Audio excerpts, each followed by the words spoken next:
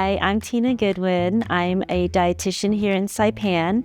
I've been here for almost 30 years, and I'm very excited providing some classes, working with the menu, with the caterers, and just overall educating on nutrition and making sure that the meals here also meet the standards. So I think the main issues are, first of all, digestion. It's not as good as it used to be, so eating things that don't cause an upset stomach.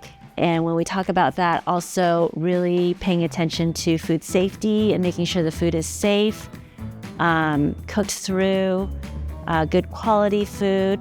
When we talk about physical problems that elderly might face, it's maybe chewing and swallowing problems. As we get older, our teeth aren't as strong, our muscles aren't as strong when we're swallowing, so we always worry about choking. So I think those were the main things. Of course, as we get older, a lot of people tend to develop diseases such as diabetes and heart disease, kidney disease. So we're looking for a nutrition not just for sustenance, but to rejuvenate the body and to help us live better, healthier lives. Well, what I would tell seniors about eating healthy is it's not that much different from the general public, where you want to eat a good variety of food. So it's important. I know a lot of times seniors, they're not cooking for as many people as they did when they were younger, so they tend to buy more processed foods just because it's easier. But honestly, we should really focus on fresh foods as a senior, so you can get if you're not eating as much because you're older and you don't need as many calories, you really want every bite to be full of nutrition. And obviously, when you go towards processed foods, it'll be more high calorie, but less vitamins and minerals. Just have a little grace for the kitchen staff, because again, they get a different quality product every time they cook, and I think they're really trying the best they can. They want you to enjoy the food, and they're not trying to put something out there that is unappetizing. I've talked to them. They definitely enjoy their job, and that's their goal is to feed people and feed them good food. But again, when I talk about health, variety is probably one of the most important things. You're not overeating in calories, it's working into your calories. But the one thing is, if you are eating a lot of rice, let's say 2 or 3 meals a day of rice, you're missing out on the other grains or the other carbohydrates that you could be eating, like quinoa, breads, pastas, tortillas. The most important thing for a diabetic is, especially if you're on medication, is to eat the same time every day, not to skip a meal. And then if you're eating at the same time every day, each meal should be about the same amount of calories as the day before and the day before that, so that you're not spiking your sugars up and down. But yeah, even to a diabetic patient, I don't say you can't have any rice. You just have to find the right amount of rice. To drink a glass of water every 2 hours would be good. You definitely want to stay hydrated, especially if you're taking medication. Some medications can be really hard on the kidneys, and obviously here in the CNMI, we know that we have a higher rate of kidney disease than elsewhere. Hydration is very important to keep your kidneys healthy. Very excited that we've been approved to give 4 classes here at the Aging Center on nutrition.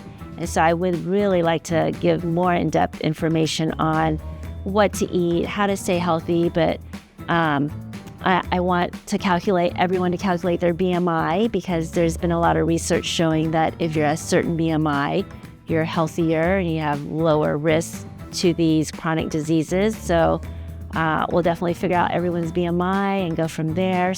But BMI basically is having a healthy weight for your height. So it is always hard to cook for a large population, especially if it's a limited menu. But yes, our main objective when we develop a menu is to make sure it has proper nutrition. That's the main goal. And of course, that doesn't matter if people don't eat it. So we're constantly tweaking. We're constantly talking, like, is this something people like? When you talk about food service, if you had an 80% satisfactory rate, that would be pretty good. But you guys just did an impromptu survey here, and I heard it was 97%. So that is amazing, but it doesn't mean that we're not going to stop. We want to provide food that the majority of people will enjoy. And unfortunately, I hope people can be understanding if once in a while there's not something on the menu that they like, but maybe somebody else will enjoy it. So we're just really trying to find the balance, but we're always trying to improve it. So, but with a 97% satisfactory rate, we're very happy with that. Well, the meals at the manåmko are nutritious. They're, with my food allergies and whatever, what they give me is sufficient. It gives me what I need. So if I don't like it, I won't eat it, but it is meant for me. So it's nutritious. It's much better, the food, and I have no complaint. We have a new caterer and we just love the food. Now, I love the food. Actually, I really appreciate whatever is been served to us. I like fish better than chicken. Yeah. The top 3 things that I don't like is fresh fish and Here at the Office on Aging, we understand that meeting the diverse nutritional preferences of our seniors can be a challenge. Each individual has unique tastes, preferences, dietary needs, and cultural expectations. And naturally, this can lead to feedback, concerns, or even dissatisfaction from time to time. We want to assure our elders that this feedback is not only expected, but genuinely welcomed. We do not judge any comment or concern brought to our attention. Instead, we view each one as an opportunity to improve.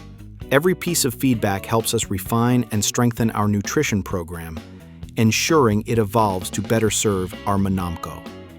Complaints are never dismissed. They are acknowledged, reviewed, and addressed with care. By continuing to listen and respond thoughtfully, we remain committed to delivering a program that respects the dignity, health, and satisfaction of our senior community in the CNMI.